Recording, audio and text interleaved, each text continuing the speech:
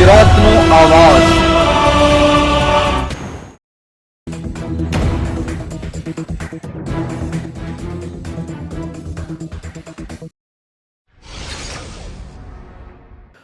ઉમરકોટના સમીર કાસમ અમરોલિયાને દુષ્કર્મના કેસમાં 20 વર્ષની સજા અને દંડ।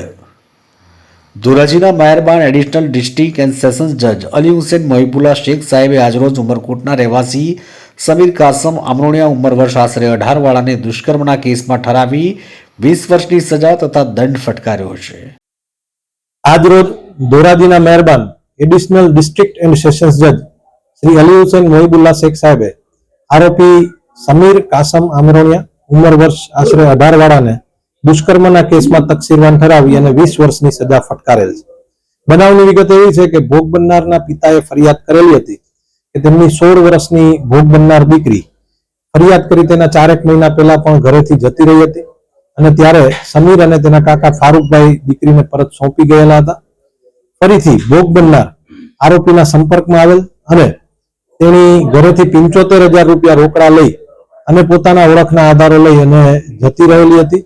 આવા સંજોગોમાં ફરિયાદ નોંધાયેલી। ફરિયાદ બાદ તાલુકા પોલીસ તરફથી તત્કાલીન પીઆઈ શ્રી AM હેરમાએ તપાસ કરેલી અને આ તપાસના અંતે ચાર્જશીટ થયેલો હતો, જે ગુનામાં ટૂંકા સમયમાં ટ્રાયલ ચાલી જતા આજરોજ આરોપી સમીર કાસમ અમરોલિયાને 20 વર્ષની સજા અને 5,000 દંડ ફટકારેલ છે।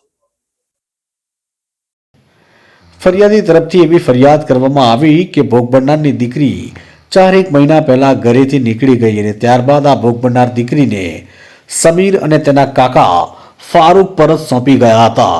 ત્યારબાદ ફરીથી ભોગ બનનાર ઘરમાંથી રૂપિયા 75,000 જેવી રકમ લઈ પોતાના ઓળખના આધારો લઈ વહેલી સવારે ઘરમાંથી ભાગી ગઈ હતી। ભોગ બનનારના કથન પ્રમાણે તેણે સમીર સાથે મોટરસાયકલમાં ભાગી એસટી બસ મારફતે જામનગર ગયા। ત્યાં થોડો સમય ફરી પોતાના ગામ આવી ગયેલા ત્યારે સમીરે સગાની વાડીએ રોકાયા, જ્યાં આરોપી સમીર સાથે તેણીએ શરીર સંબંધ બાંધ્યો હતો।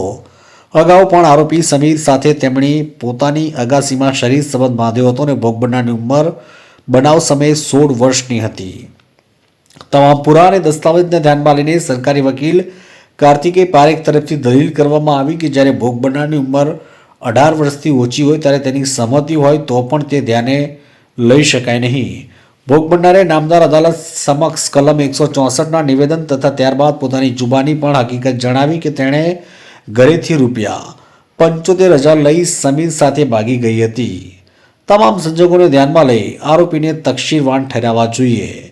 બંને પક્ષોની દલીલો સાંભળી ધોરાજીના મહેરબાન એડિશનલ ડિસ્ટ્રિક્ટ એન્ડ સેશન્સ જજ અલી હુસેન મોહિબુલ્લા શેખ સાહેબે આરોપીને ભારતીય દંડ સંહિતાની કલમ 376(2) અને તથા પોક્સો એક્ટ મુજબ તકસીરવાન ઠેરવી આરોપીને દંડ ફટકાર્યો છે। ધોરાજીથી અલ્પેશ ત્રિવેદીનો રિપોર્ટ।